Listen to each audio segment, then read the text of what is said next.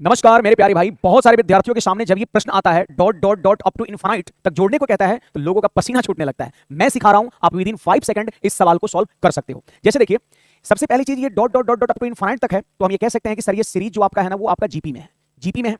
और जीपी का ये पहला पद है यानी फर्स्ट टर्म, जिसको हम लोग ए से डिनोट करते हैं।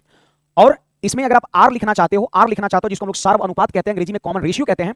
जीपी में आर लिखने के लिए हम अगले टर्म में पिछले टर्म से भाग देते हैं। मतलब अगर 1/2 अगला टर्म है और पिछले टर्म अगर 1 से डिवाइड करेंगे तो आप मेरे को बताओ क्या मिलेगा, 1/2 ही मिलेगा। और आप कहीं भी भाग कर सकते हो, 1/4 में 1/2 से डिवाइड कर लो, 1/8 में 1/4 से डिवाइड कर लो, जो मिलेगा उसी को कहते हैं आर। तो बोलो आर का मान 1/2। ए फर्स्ट टर्म को बोलते हैं जो कि 1 है और इनफाइनाइट टर्म तक जोड़ना है। तो याद रखना, एस इन्फिनिटी का एक फॉर्मूला होता है a/1 - r होता है। सब लोग याद रखिएगा। अगर आप इस फॉर्मूला पर बैठा देंगे ए और आर का मान तो अनंत पद का योगफल आपका निकल जाएगा। तो आइए देखते हैं, ए का मान 1 है यहां पर।